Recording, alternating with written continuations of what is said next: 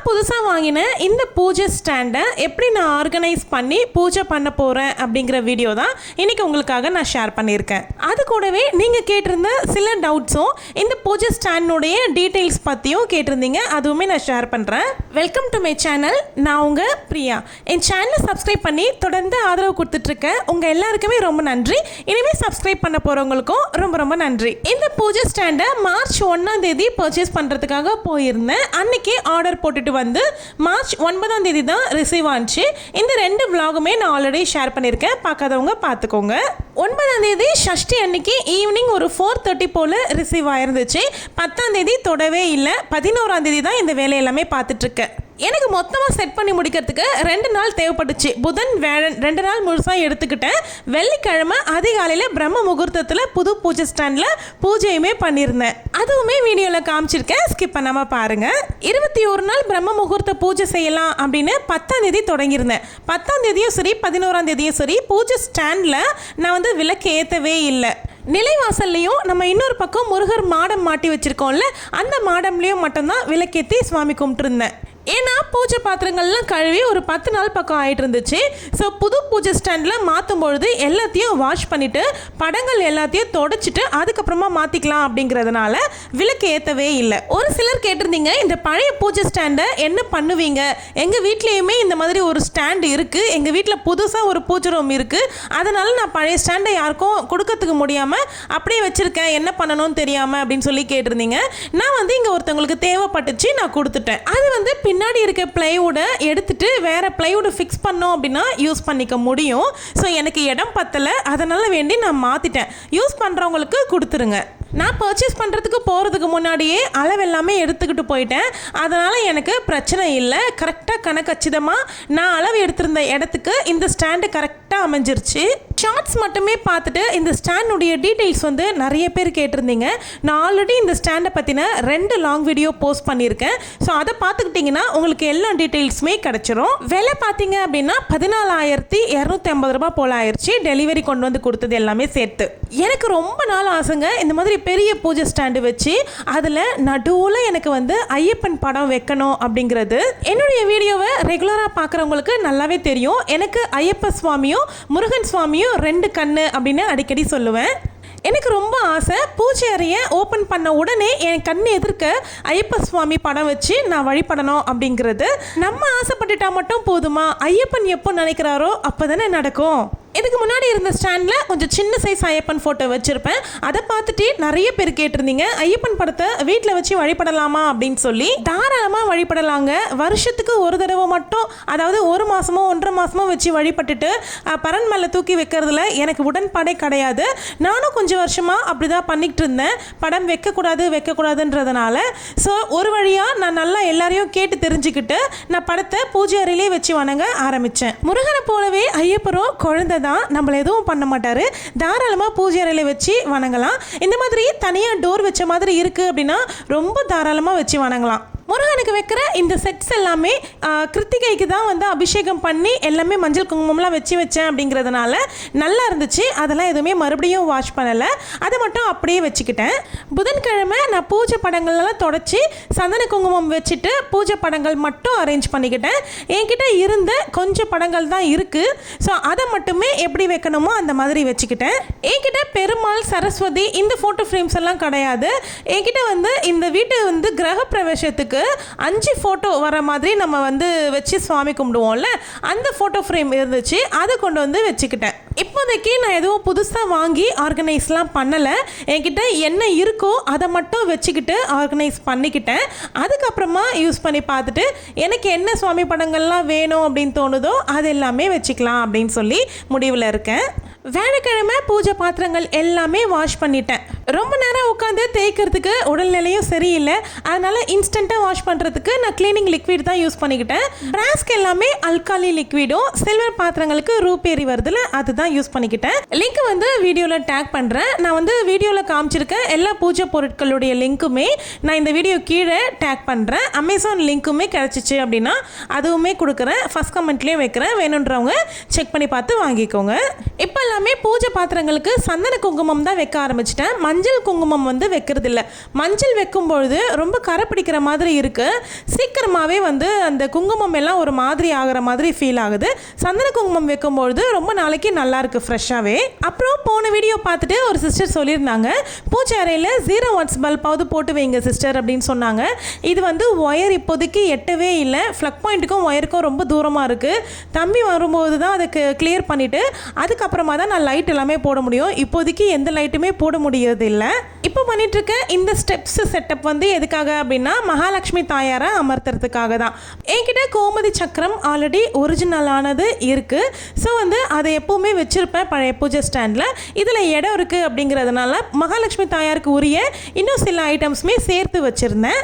இதுக்கு எல்லாமே கண்ணாடி பவுல் வந்து யூஸ் பண்ணிக்கிட்டேன். அதெல்லாம் வைக்கிறதுக்கு கண்ணாடி பவுல் வந்து பூஜை அறையில் யூஸ் பண்ணலாமா அப்படின்னு சில பேர் கேட்டிருந்தீங்க. அந்த உருளி போட்டிருந்தப்போ கூட அந்த வீடியோவில் கேட்டிருந்தீங்க கண்ணாடி உருளி வைக்கலாமா அப்படின்னு. தாராளமாக வச்சுக்கலாம். பூஜைக்கு வந்து எவர் சில்வர் தான் யூஸ் பண்ணக்கூடாது. மகாலட்சுமி தாயாருக்கு முன்னிலையில் என்னெல்லாம் வைக்கலாம் அப்படின்னு நான் சொல்கிறேன். உங்களால் எது முடியுமோ அதை மட்டும் வச்சுக்கிட்டா கூட போதுமானது. கோமதி சக்கரம், சோழி, குன்றின்மணி, பச்சை கற்பூரம், சிட்டி காஜுலு, ஏலக்காய், கிராம்பு, மஞ்சள் தூள், குங்குமம், சில்லறை காசுகள், கல்லுப்பு, இந்த மாதிரி இன்னும் நிறைய இருக்குது. இது எல்லாமே வைக்கணும் அப்படின்னு அவசியம் இல்லைங்க. இதில் ஒரு 3 பொருள் இருக்குது அப்படின்னா கூட வச்சுக்கலாம். இல்லை 5 பொருள் இருக்குது அப்படின்னாலும் வச்சுக்கலாம். நான் இப்போதைக்கு 5 வச்சுருக்கேன். சோழி வந்து வாங்கணும் அப்படின்னு பார்த்துட்ருக்கேன். நான் வாங்கிட்டேன் அப்படின்னா கண்டிப்பாக அதுவுமே வைப்பேன். அதுக்கப்புறம் மகாலட்சுமி தாயாருக்கு உரிய தாமரை மணி கூட வைக்கலாம். இவர் வந்து குபேரர். நான் ஒரு சின்ன பித்தளை தட்டில் குபேரரை அமர்த்தி சுற்றி வந்து காசு வச்சுருக்கேன். இதுக்கு முன்னாடி இருந்த பூஜை அறையில் செராமிக்கில் குபேரர் மாதிரி வச்சுருந்தேன். ஆக்சுவலி அது வந்து லாஃபிங் புத்தா அப்படின்னு சொன்னாங்க. குபேரர் கிடையாது அப்படின்னு சொன்னாங்க. பிராஸில் குபேரர், அப்புறம் வந்து சித்ரா தேவி அம்மா, லக்ஷ்மி தாயார் இவங்கெல்லாம் இருக்கிற மாதிரி ஒரு சிலை வாங்கணும்னு பார்த்துட்ருக்கேன். கண்டிப்பாக வாங்குவேன். இந்த லக்ஷ்மி ஃபோட்டோ வந்து வேலூர் தங்க கோயில் இருக்குல்ல, அங்கே போனப்போ வாங்கிட்டு வந்திருந்தேன். இது வந்து கற்பூரம் காமிக்கிறதுக்காக ஆரத்தி. இதில் டைரெக்டாக கற்பூரம் ஏற்றினா நம்ம கழுவுறதுக்கு ரொம்ப கஷ்டமாக இருக்கும்ட்டு நான் ஒரு அகல் விளக்கு வச்சுக்கிட்டேன். அப்புறம் உமான்ற சிஸ்டர் வந்து ஒரு டவுட் கேட்டிருந்தாங்க. கற்பூர ஆரத்தி வச்சு நான் விளக்கு ஏற்றுவேன் பார்த்தீங்களா, துணை விளக்கு மாதிரி. அதில் வந்து எண்ணெய் ஊற்றி நீங்கள் விளக்கு ஏற்றிட்டு அதை நீங்கள் சாட்சி வச்சு எல்லா விளக்கும் ஏற்றும் பொழுது நான் ஏற்றக்கூடிய விளக்குலேருந்து எண்ணெய் வந்து சொட்டிகிட்டே இருக்குது. நீங்கள் ஏற்றும் பொழுது சொட்டுறது கிடையாது. அது எப்படி பண்ணணும் அப்படின்னு எனக்கு சொல்லுங்கன்னு கேட்டிருந்தாங்க. அவங்க கேட்டே ரொம்ப நாள் ஆகுது. பட் அதை ஷார்ட்ஸில் வந்து டீட்டெயிலாக சொல்ல முடியறதில்ல. அதனால தான் இந்த லாங் வீடியோவில் நான் சொல்கிறேன். நீங்கள் ஏற்றக்கூடிய துணை விளக்கில் நீங்கள் எண்ணெயை ஊற்றி நீங்கள் திரி வந்து போடக்கூடாது. திரியை வந்து எண்ணெயில் நனைச்சிட்டு நீங்கள் துணை விளக்கு ஏற்றுனீங்கனாவே போதும். அப்போ தான் நீங்கள் சாட்சி வச்சு விளக்கு ஏற்றும் பொழுது கூட அதிலிருந்து எண்ணெய் வந்து உங்களுக்கு விளக்கில் சொட்டிக்கிட்டே இருக்காது.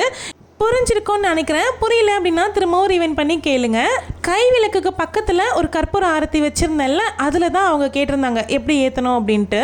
அதுக்கப்புறம் என்கிட்ட இருந்த பூஜை திங்ஸ் எல்லாமே ஆர்கனைஸ் பண்ணுறதுக்கு இந்த மாதிரி கீழே 2 ரேக்கு கொடுத்துருக்காங்க. ஆக்சுவலி ஒரே ரேக்கு தான், அதுக்கு நடுவில் வந்து பார்ட்டிஷன் பண்ணியிருக்காங்க. பூஜை ஐட்டம்ஸ் எல்லாமே இந்த 2 ரேக்லேயே எனக்கு வந்துருச்சு. அப்புறம் பூஜைக்கு படிக்கக்கூடிய மந்திரங்களுடைய புக்கு இது எல்லாமே ஆர்கனைஸ் பண்ணி வச்சுட்டேன். நீங்கள் கேட்டிருந்த ஒரு சில டவுட்ஸ்க்கு இப்போ ஆன்சர்ஸ் பார்த்துடலாம். பிரம்ம முகூர்த்த பூஜையில் தனியாக 5 விளக்கு கட்டாயமாக ஏற்றணுமா அப்படின்னு கேட்டிருந்தீங்க. கட்டாயமாக 5 விளக்கு தனியாக ஏற்றணும் அப்படிங்கிறது அவசியமே கிடையாதுங்க.